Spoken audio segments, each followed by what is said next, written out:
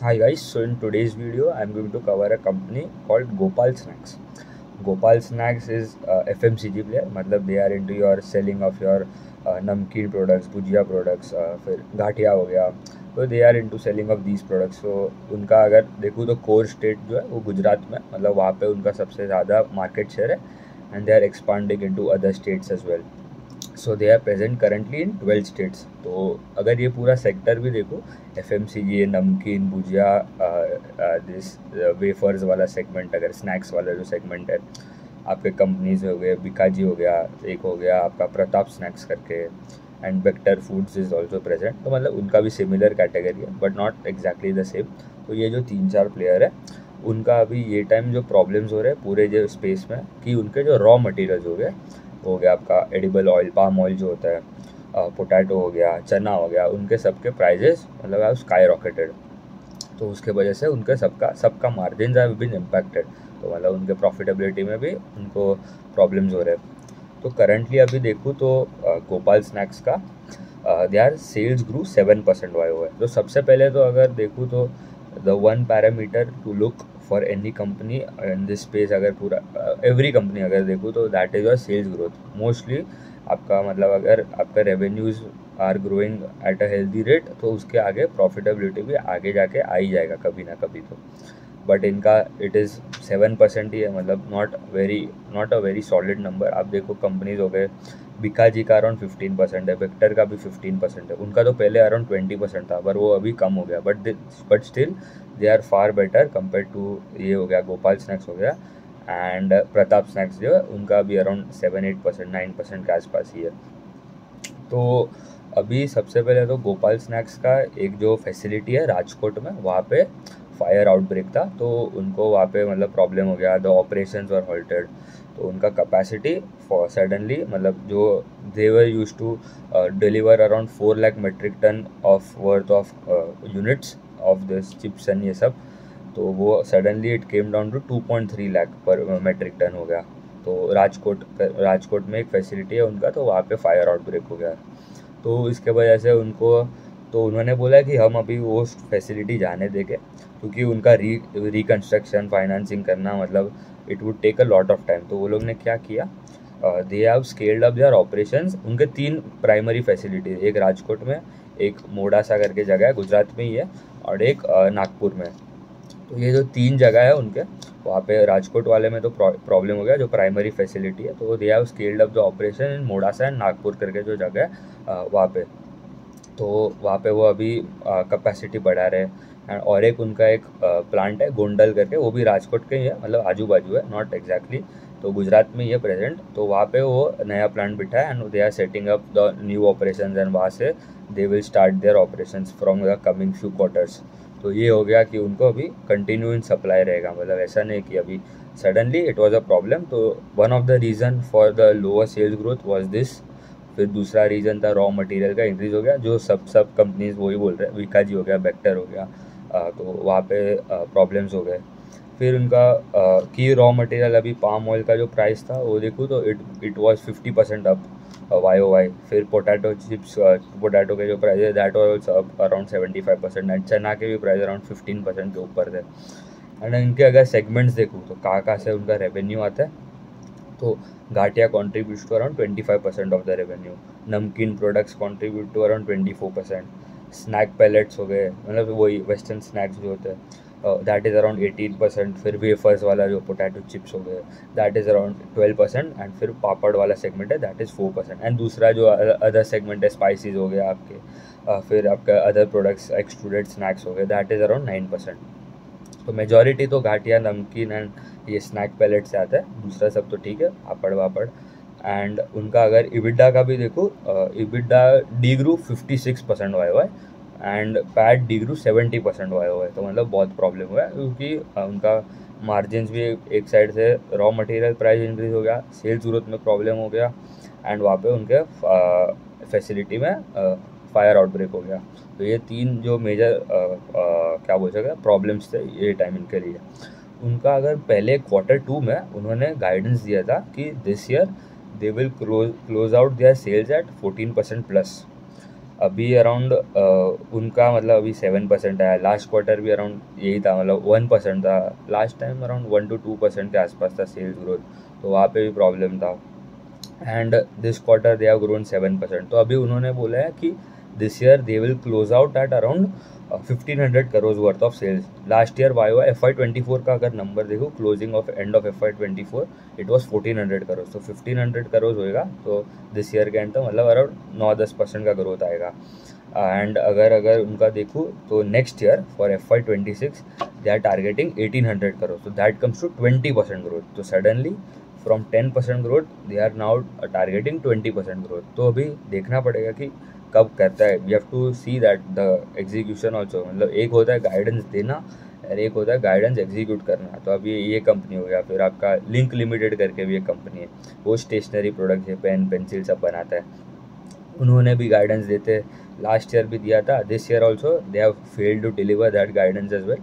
17% to 20% का growth guidance दिया, growth कर रहा है अराउंड 9-10% के आसपास कर रहा है ग्रोथ, तो that is also problem for them. तो एक होता है गाइडेंस देना and we have to see that वो गाइडेंस एग्जीक्यूट हो रहा है कि नहीं।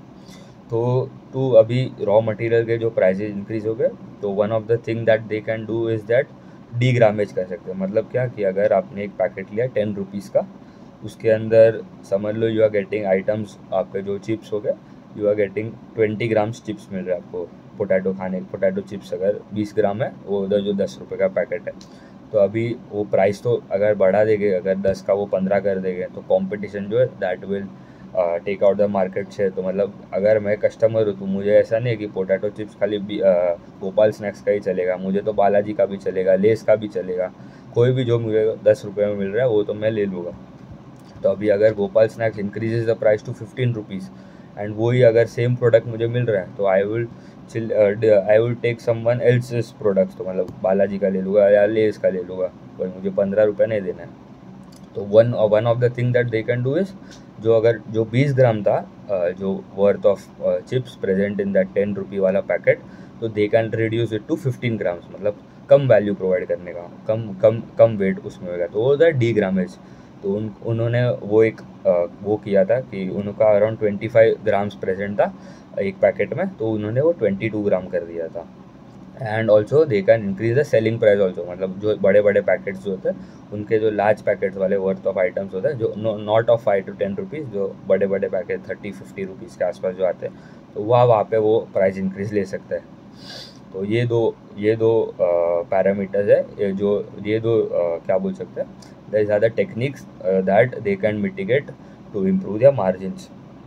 तो उनके डिस्ट्रीब्यूटर्स भी देखो तो they have around 874 distributors as of Q3 ended of 2025, and उनके FY24 में थे अराउंड 667। तो ईयर टू डेट अगर देखूँ तो 30% डिस्ट्रीब्यूटर में भी ग्रोथ आया, तो that is a good number till 9 month अगर ये देखूँ तो।